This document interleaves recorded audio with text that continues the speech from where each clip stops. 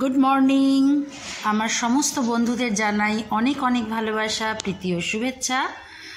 নতুন আর একটা ভ্লগ নিয়ে চলে এসেছি। তার আগে আমি বলবো যে যারা এখনও চ্যানেলটি সাবস্ক্রাইব করনি অবশ্যই চ্যানেলটিকে সাবস্ক্রাইব করবে, বেল আইকন টিপে দিয়ে আমার সঙ্গে থাকবে। চলো নতুন চলে এসেছি নতুন আরেকটি ভ্লগ নিয়ে, যেটা তোমাদের অত্যন্ত প্রিয় এবং তোমরা অনেক ভালোবাসা দিচ্ছ আমাকে এবং আমি খুব খুশি তার জন্য। তো আরেকটু ভালোবাসা দিয়ে সঙ্গে থাকবে, সাথে থাকবে। তো আজকে চলে এসেছি আমি, যেহেতু মন্দির ভ্লগ সেহেতু অনেক দিন মন্দির ভ্লগ তৈরি করিনি। তো আজকে চলে এলাম আমাদের পরম পিতা পরমেশ্বর ভগবান মহাদেব শঙ্করের মন্দিরে, যেটা তোমরা অনেকেই জানো। এবং এই জায়গাটা দেখে তোমরা কি মনে করতে পারছো জায়গাটি কোথায়? অবশ্যই তোমাদের জন্য একটা চমক থাকবে। আমাকে তোমরা জানাও এই জায়গাটি দেখে আমি কোথায় এসেছি।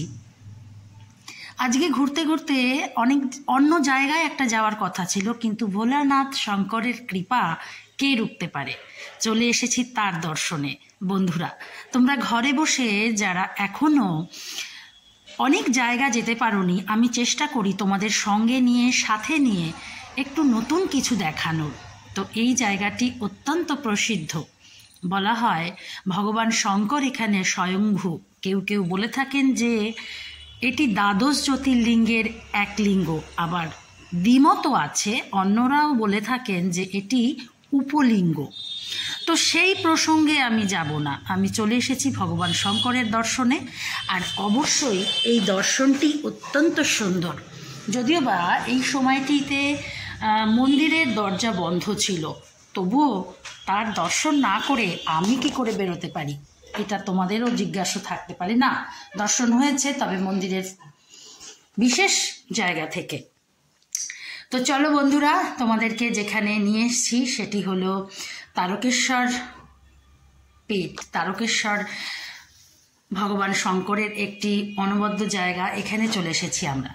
তো ভগবান শঙ্করের দেখো মন্দিরটি তখন লোকজন ছিল, স্যাটারডে সানডে একটু ভিড় বেশি থাকে কথা অনুযায়ী, এবং এখানে অন্যান্য দিনগুলো এখন ফাঁকা থাকে। তো সেই হেতু আমরা খুব ফাঁকায় ফাঁকায় ভগবান শঙ্করকে দর্শন করলাম। ভেতরে কিন্তু কোনো রকমভাবেই আমাদের যাওয়ার অনুমতি দেওয়া হয়নি, মানে ভিডিও রেকর্ডিং করার কোনো অনুমতি দেওয়া হয়নি। তো যতটুকু আমরা বাইরে থেকে পেরেছি ভিডিও রেকর্ডিং করেছি তোমাদের জন্য। তো তোমরা একদিনের ট্যুর হলে যেতে পারো ডাইরেক্ট তারকেশ্বর। তো এটা তারকেশ্বর শিবলিঙ্গ। তো এখানে চলে এসেছি আমরা, পুজো করলাম অত্যন্ত সুন্দরভাবে। আজকে সেরকমভাবে ব্লগ না হলেও তোমাদেরকে শুধু দর্শন, ভগবানের দর্শনের জন্য এখানে আমরা এসছি। তো সেই জন্য তোমাদেরকে ছোট্ট একটা ব্লগ উপহার দিলাম। দেখো বাইরেতে মোটামুটি খুব একটা লোক নেই, একদম হালকা। এখানে পুজো দিচ্ছি, বাইরে থেকে পুজো দিতে হচ্ছে। নতুনভাবে ভেতরে ঢোকার কোনো অপশানই নেই। ভেতরে ঢুকলেও তুমি দর্শন করতে পারবে না সেরকমভাবে, বা ভিডিও তো রেকর্ডিং তো একদমই করা যাবে না। এই দেখো এটা নাট মন্দির, ভেতরের অংশ। এখানে নাট মন্দিরটি বন্ধ ছিল না, পেছন দিক দিয়ে সামনের দিক দিয়ে খোলা ছিল। ওখানে গিয়ে প্রচুর পরিমাণে ঘণ্টা দেখতে পেলাম, তোমাদেরকে দেখাবো সেটা। প্রচুর পরিমাণে ঘণ্টা দেখতে পেলাম, এবং এই ঘণ্টাগুলো সব মনোকামনা যাদের পূরণ হয়েছে তারা এগুলো গিফট করেছেন, এই ঘণ্টাগুলো। তো নন্দীশ্বরের কানে কানে কিছু কথা বলে এলাম। বলা হয় নন্দী ভগবান শঙ্করের বিশেষ জায়গা জুড়ে থাকেন নন্দী মহারাজ। তো নন্দী মহারাজকে কিছু কথা বললে সেটা কিন্তু বিফলে যায় না। তো বন্ধুরা, তোমরা সবাই চলে এসো এখানে ভগবানকে দর্শন করার জন্য। আমি তো সেদিন সারাদিনই ভগবানের দর্শনে আরাধনায় ব্রতী ছিলাম। তো আমি চলে এসেছি একদম শেষের দিকে অনুষ্ঠানের। তো আমার সঙ্গে থাকো, সাথে থাকো। অনেক অনেক ভালোবাসা তোমাদের জন্য থাকলো। নতুন আরও কিছু ভ্লগ আমি খুব জলদি নিয়ে আসছি, এবং খুব সুন্দর ভ্লগ, নতুনত্ব। আচ্ছা, তার মাঝে অনেকগুলো ব্রেসলেট কিনেছি, মাঝে একটুখানি আচার কিনেছি, ভ্যারাইটিস কালারের আচার, ভ্যারাইটিস খাবার। এখানে দেখো তোমরা চোখের সামনে দেখতে পাচ্ছ কত ধরনের এখানে খাবার রয়েছে। তার মধ্যে আচার সবাইকারই প্রিয়। তো আমি একটু আচার কিনে নিলাম, মিষ্টি কিনলাম, মিষ্টি খেলাম। ভগবানকে পুজো তো দেওয়াই হলো।